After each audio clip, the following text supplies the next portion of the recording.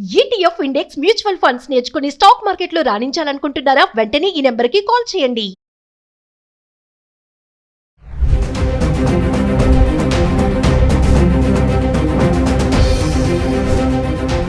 నమస్తే, welcome back to Suman TV. ప్రస్తుతం మనతో పాటు ఉన్నారు consumers affairs committee chairman Mandari Krishna Reddy గారు. నమస్తే సార్. నమస్తే అమ్మా. సార్, రీసెంట్గా అమెరికా వెళ్ళడానికి పేరెంట్స్ ముఖ్యంగా చూసుకుంటే, మామూలుగా అమెరికా వెళ్ళడానికి చాలా ఇష్టం ఉండదు. పిల్లల్ని చూడడానికి వెళ్ళొచ్చు, మనవల్ని కానీ అక్కడ స్పెండ్ చేయాలనుకుంటారు. మరీ ముఖ్యంగా అక్కడ ఉండాలి, ఆ క్లైమేట్ కానీ అంత ఇష్టపడతారు కదా. కానీ ఏంటంటే ఇప్పుడు పేరెంట్స్ లాంగ్ డిస్టెన్స్లో లాంగ్ పీరియడ్ వెళ్ళాలనుకున్న వాళ్ళు వెళ్ళడానికి ఇష్టపడట్లేదు, అక్కడ ఉండడానికి కూడా ఇష్టపడట్లేదు. ఎందుకంటారు? రీజన్ ఏంటంటారు? చాలా కారణాలు ఉన్నాయి దీంట్లో. మొదటిసారి వెళ్ళడానికి చాలామంది ఇష్టపడతారు, కొద్ది రోజులు అక్కడ ఉండడానికి ఇష్టపడతారు. అంటే షార్ట్ టైంలో వెళ్ళిన వాళ్ళు, ఒక 10 రోజులు 15 రోజులు నెల రోజులు ఉండేటువంటి వాళ్ళు చాలా సంతోషపడతారు. ఎందుకంటే భారతదేశానికి అమెరికాకు మధ్యలో చాలా వ్యత్యాసం ఉంది. అక్కడ రోడ్లు కానీ, అక్కడ వాతావరణం కానీ, అంటే రోడ్లు చాలా నీట్గా ఉంటాయి. అసలు ఎక్కడ చెత్త చెదారం అనేది ఎక్కడ కనబడదు మనకు. అన్ని ఆటోమేషన్స్ ద్వారా ఎప్పటికప్పుడు క్లీన్ చేసేస్తారు. కాబట్టి అది మనకి ఎక్కడ కూడా చిన్న చెత్త కానీ, అసలు మన దగ్గర కనబడేటువంటి కంపు కానీ, లేకపోతే క్లీన్ చేయకపోవడం కానీ, ఎక్కడికెక్కడ పెంట కుప్పలు మున్సిపల్ సంబంధించినటువంటి కనబడటం కానీ, ఇలాంటి దృశ్యాలు మనకు అమెరికాలో ఎక్కడ గాలించి చూసినా కనబడవు. అది నెంబర్ 1. నెంబర్ 2 ఏమిటంటే, అసలు ఇలాగా ట్రాఫిక్ జాములు అవ్వడం కానీ, ఎక్కడ పడితే అక్కడ గంటల తరబడి వెయిట్ చేయాల్సిన పరిస్థితి కానీ, ఇలాంటివి కానీ ఉండవు. ఎందుకంటే అక్కడ ట్రాఫిక్ నియంత్రణ చాలా గొప్పగా జరుగుతుంది. ఎవ్వరు కూడా ట్రాఫిక్ వయలేషన్స్ ఉండవు. కాబట్టి ఎంత వేగంతో వెళ్ళాలి అంటే అంత వేగంతో వెళతాయి. అక్కడ కొన్ని తక్కువ వేగంతో వెళ్ళాలి ఉంటాయి, కొన్ని ఎక్కువ వేగంతో వెళ్ళాలి ఉంటాయి. ఆ ఎక్కువ వేగంతో వెళ్ళకపోయినా కూడా ఫైన్ వేస్తారు. ఎందుకంటే మరి వెనక వాళ్ళకి ఇబ్బంది కలగకూడదు కదా. ఆ వేగంతో వెళ్ళినప్పుడు మాత్రమే నియంత్రణ కరెక్ట్గా టైంలో రీచ్ అవ్వడం జరుగుతుంది. ఇలాంటివన్నీ ఉంటాయి. తర్వాత గొప్ప గొప్ప దృశ్యాలు, మంచి మంచి స్టూడియోస్, మంచి మంచి పార్క్స్, మంచి మంచి అమ్యూజ్మెంట్ పార్క్స్ లాంటివి, తర్వాత అనేక రకాలైనటువంటి మ్యూజియంస్ చూడడానికి అవకాశం ఉంటుంది. అంటే భారతదేశంలో చూడడానికి వీలైనటువంటివి అనేక మనకు అక్కడ చూడేస్తున్న అవకాశాలు ఉంటాయి. కాబట్టి ఆ దేశం మీద చాలా ఆసక్తి ఉంటుంది. అమెరికా అంటే ప్రపంచంలోనే గొప్ప దేశం అనేటువంటి భావన ఉంది.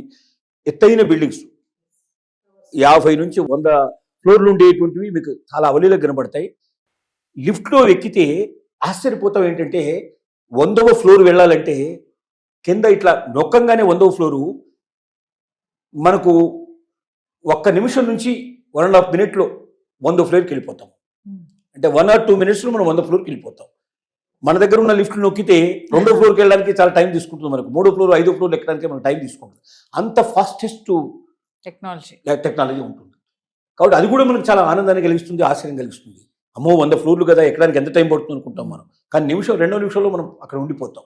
ఇట్లాంటి ఆశ్చర్యకరమైన విషయాలు చాలా ఉంటాయి. కాబట్టి అసలు పార్కులు కూడా చాలా అందంగా ఉంటాయి. అది పార్కులో మనం ఏది కోరుకుంటాం అని కోరుకున్నవన్నీ దాదాపుగా అక్కడ దొరుకుతాయి. మనకు హోటల్స్కి వెళితే పరిస్థితి అట్లా ఉంటుంది. ఇలాగా ప్రతి చోట కూడా ఇంకోటి సిస్టమేటిక్గా ఎక్కడికైనా క్యూ సిస్టమ్, ఎక్కడ ఒకరి మీద ఒకటి పడేయటం ఉండదు, అరుపులు కేకలు ఉండవు. మాట్లాడే విధానం కూడా చాలా నిమ్మదంగా మాట్లాడతారు. ఎందుకంటే ఏ మాత్రం సౌండ్ చేసినా కూడా వెంటనే హోటల్ నుంచి పంపించగలిగే పరిస్థితులు ఉంటాయి. కాబట్టి మన దగ్గర అంతగా సిగరెట్లు తాగుతూ ఉంటాం, ఇరవకంగా ఉంటాం. దానికి సిగరెట్ స్మోకింగ్ ఏరియాస్ వేరే ఉంటాయి, అక్కడ వెళ్ళి రావాల్సిందే. చాలా మర్యాద, ఒకరినొకరు గౌరవించుకునే విధానం, క్యూ లైన్ పద్ధతులు, ఇలాంటివన్నీ కూడా మనల్ని విపరీతంగా ఆకర్షిస్తాయి. కాబట్టి పేరెంట్స్ అక్కడికి వెళ్ళారంటే వాళ్ళు ఇష్టపూర్తిగా వెళ్ళి ఎక్కువ రోజులు ఉండాలని కోరుకోవడానికి తప్పులేదు. కానీ జరిగేది ఏమిటంటే, ఎక్కడికి వెళ్తున్నాం, వాళ్ళంతా వాళ్ళు వెళ్ళి వాళ్ళంతా వాళ్ళు తిరిగి వచ్చేసి ఒక హాలిడే ట్రిప్ లాగా వెళ్ళి వస్తే సంతోషంగా ఉంటుంది. కానీ పిల్లల దగ్గరికి మనం వెళ్తున్నాం. ఈ పిల్లల దగ్గరికి వెళ్ళడం 2 రకాలు ఉంటాయి. కొద్దిమంది పిల్లలు మాత్రమే తాము అమెరికాలో స్థిరపడ్డ తర్వాత తమ పేరెంట్స్ కూడా వచ్చి చూడాలి అని కోరికతో వాళ్ళని ఆహ్వానించే వాళ్ళు ఉంటారు. కానీ 90% పేరెంట్స్ పిల్లలు ఇన్వైట్ చేసేది ఎప్పుడంటే, ప్రెగ్నెన్సీ వచ్చినప్పుడు, కూతురుకు కానీ కోడలకు కానీ ప్రెగ్నెన్సీ వచ్చినప్పుడు ప్రెగ్నెన్సీలో సహాయం చేయమని చెప్పి పిలుస్తారు. ఓకే. కారణం ఏమిటి దానికంటే, అక్కడ ఎవరైనా అసిస్టెంట్ పెట్టుకోవాలంటే, ఎవరైనా పని మనిషిని పెట్టుకోవాలంటే, లేదా సహాయకరం ఎవరిని పెట్టుకోవాలంటే ఒక మనిషి జీతానికి సరిపోయేంత డబ్బులు అక్కడ ఇవ్వాల్సిన పరిస్థితి ఏర్పడుతుంది.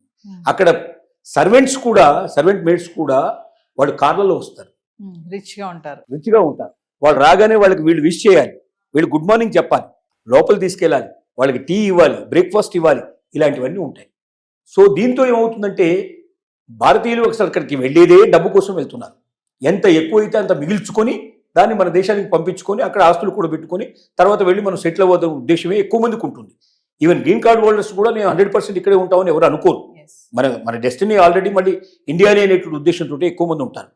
కాబట్టి డబ్బు ఎక్కువ ఖర్చు పెట్టడానికి ఇష్టపడరు. కాబట్టి వెంటనే వాళ్ళకి తోచేది ఏమిటంటే అత్తామామలు లేదా అమ్మా నాన్నలు వీళ్ళు ఎవరో ఒకరు ఖాళీగా దొరికే అవకాశాలు ఉంటాయి. వెంటనే ఒక టికెట్ అరేంజ్ చేసేస్తే మన వాళ్ళు వెళ్ళిపోతారు. అంటే ఒక సహాయకురాలను 6 నెలలు పెట్టుకోవాలంటే సుమారుగా వాళ్ళకి 6 లక్షల రూపాయలు ఖర్చు అవుతుంది. అదే మన ఇండియా నుంచి ఒక వెళ్తే ఓ 50,000 లక్ష రూపాయల లోపల వాళ్ళకి అయిపోతుంది. భోజనం ఎట్లాగో వాళ్ళతో పాటు చేస్తారు. ఏదైనా అది ఇది చూపించిన అయ్యేటువంటి ఖర్చు అంతా కలుపుకుంటే అంటే మనం పని వాళ్ళకి ఇచ్చేటువంటి దాంట్లో ఒక 10% 15% ఖర్చు పెడితే మనకు వాళ్ళకన్నా ఎక్కువ నమ్మకంగా 24 గంటలు ఇంట్లో ఉండి ఒక లేబర్ లాగా పనిచేయడానికి మనకు 2 వ్యక్తులు దొరుకుతున్నారు. 24 hours సర్వీస్ ఈ ఉద్దేశంతో ఎక్కువ మంది పిలుస్తారు. దీన్ని చెప్పాలంటే పచ్చిగా చెప్పాలంటే పరిస్థితి. కాకపోతే ప్రేమలు, అభిమానాలు, ఆలోచనలు ఇవన్నీ చాలా ఉంటాయి అనుకోండి. కానీ మన వాళ్ళు కూడా ఎందుకు వెళ్తారంటే మొట్టమొదటిసారి వెళ్ళేటువంటి వాళ్ళు ఆ ప్రేమతో వెళ్తారు. నా కూతురు ప్రెగ్నెంట్ అయింది, నా కోడలు ప్రెగ్నెంట్ అయింది, నేను నా మనవరాలను చూసుకోవాలి, మనవడిని చూసుకోవాలన్న ఆతృతతో మనం అక్కడికి వెళ్తాం. వెళ్ళిన తర్వాత జరిగేది మొట్టమొదటి ఏంటంటే అసలు వీక్లీ ఆఫ్స్ ఉండవు. సహజంగా ఈవెన్ ప్రెగ్నెంట్ లేడీస్ కూడా ఒక 2 నెలల ముందు, 1 నెల ముందు సెలవు పెడతారు కదా. మిగతా టైంలో అంతా కూడా వాళ్ళు వర్క్ చేస్తూనే ఉంటారు. ఇద్దరు ఆఫీస్కి వెళ్ళిపోతే 5 రోజుల పాటు వీళ్ళు ఒంటరిగా ఉండాలి ఆ ఇంట్లో. అసలు బయటికి వెళ్తే మాట్లాడితే వీళ్ళ మాటలు ఎవరికి అంటే ఇక్కడ భాష ప్రాబ్లం చాలా ఎక్కువ ఉంటుంది. ఏదైనా దూరం వెళ్ళాలంటే అడ్రస్ తప్పిపోతాం అనే భయం ఉంటుంది. సహజంగా వీళ్ళు చొరవ తీసుకొని దూరం వెళ్ళరు. మనలాగా బయటకు వచ్చి పక్క వాళ్ళు ఈ పక్క వాళ్ళు మాట్లాడేటువంటి పరిస్థితులు అక్కడ ఉండవు. పక్కింటి వాళ్లకు మన ఇంట్లో ఒకవేళ టీవీ శబ్దం ఎక్కువ వచ్చినా వాడు వెంటనే కేసు పెడతాడు, న్యూసెన్స్ కేసు పెడతాడు. పిల్లల అరుపులు బాగా వినబడ్డా కేసు పెట్టేస్తారు.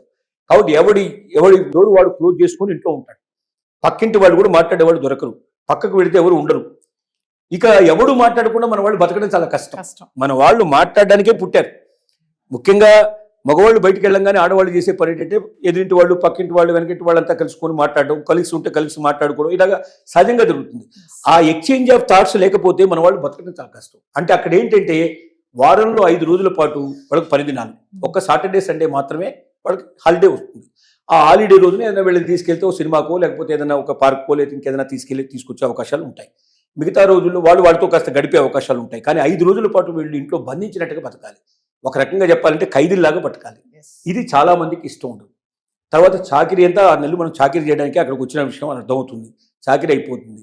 ఆ తర్వాత ఏం చేస్తారు, ఏదో కొద్దిగా 1 రోజు 2 రోజులు సెలవు పెట్టేసేసి అమెరికాలో ముఖ్యమైన ప్రదేశాల్లో తిప్పేసేసి మళ్ళీ ఫ్లైట్ ఎక్కిచ్చేస్తారు, వచ్చేస్తారు. కాబట్టి ఈ రకమైన జీవితం గడపడానికి చాలా మందికి ఇష్టం ఉండదు.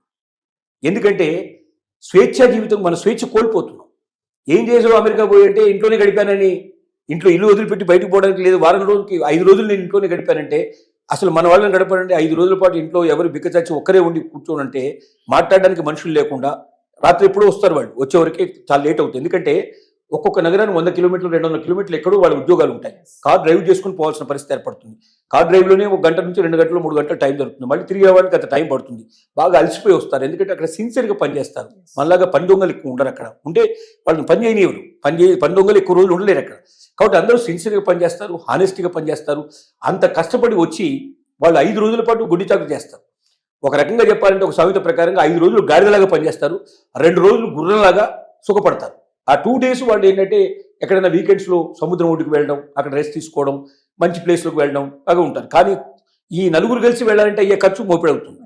వీళ్ళని ఎందుకు పిలిచారు? డబ్బులు మిగిల్చుకోవడానికి పిలిచారు. ఒక రకంగా చెప్పాలంటే పనివాళ్ళని పెట్టాలంటే అక్కడ పనివాళ్ళు దొరకరని కాదు, బ్రహ్మాండంగా చూసుకునే వాళ్ళు దొరుకుతారు, అంతే హానెస్ట్గా దొరుకుతారు. దొంగతనాలు అట్లాంటివి ఏం జరగవు.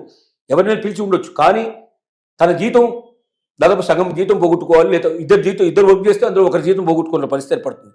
అంత డబ్బిచ్చి వీళ్ళు 5-6 నెలలు వీళ్ళని పోషించడం కష్టం అనే ఉద్దేశంతో వీళ్ళని తీసుకెళ్తారు. వీళ్ళ పర్పస్ ఏదైనప్పుడు వీళ్ళ ఖర్చు ఎక్కువ పెట్టడం. ఖర్చు పెట్టినప్పుడు ఏమవుతుంది, వీళ్ళు ఖైదీలాగా బతకాల్సి వస్తుంది. అందువల్ల ఎక్కువ మంది దానికి ఇష్టపడరు. కాబట్టి మీరు ఎంత దానికి పోతున్నారు, వారం రోజులు 10 రోజులు 15 రోజులు పిక్నిక్ దాకా వెళ్ళి వచ్చేటైతే అమెరికా చాలా గొప్పగా ఉంటుంది. ఎన్నిసార్లు వెళ్ళినా మళ్ళీ వెళ్ళాలనిపిస్తుంది. కానీ వాళ్ళ అవసరాలకు మాత్రమే పిలిచినప్పుడు మాత్రం అక్కడ వెళ్ళే వాళ్ళు 190 మంది ఈ రకమైన సఫర్ అయిన వాళ్ళు ఉన్నారు. రెండోసారి పిలిస్తే మేము రామని చెప్పిన వాళ్ళు చాలా మంది ఉన్నారు. వెళ్ళలేరు. అంటే వెళితే అక్కడ జరిగేది ఏమిటో తెలుసు కాబట్టి. సరే ఇక తప్పదనుకుంటే ఇక కూతురు లేదా కోడలు తప్పదనుకుంటే ఏమని అనుకుంటారని మొహమాటానికి వెళ్ళింది తప్ప ఇష్టపూర్తిగా వెళ్ళేటువంటి వాళ్ళు ఉండరు. కాబట్టి రోజు రోజుకి అక్కడ వెళ్ళాలంటే ఇంట్రెస్ట్ పెట్టేటి వాళ్ళు తగ్గి, ఇంకా పోయి వచ్చిన వాళ్ళ అనుభవాలు చెప్తారు కదా, ఆ అనుభవాలు చెప్పిన తర్వాత పక్క ఇంకా వీడికి ఇంట్రెస్ట్ తగ్గిపోతుంది. చాలా మంది అట్లా పోకుండా కూడా మానేసిన వాళ్ళు ఉన్నారు. రోజు రోజుకి ఆ పరిస్థితులు ఏర్పడుతున్నాయి. ఇక భవిష్యత్తులో పోవాల్సిన అవసరం కూడా ఉండకపోవచ్చు, ఎందుకంటే వాళ్ళు ఇక్కడికి వచ్చేస్తున్నారు కాబట్టి మనం అక్కడికి పోవాల్సిన పరిస్థితులు కూడా చాలా తగ్గిపోయే అవకాశాలు ఉన్నాయి. ఇది మెయిన్ రీజన్స్ అని చెప్పుకోవడానికి అవకాశం ఉంది. Thank you.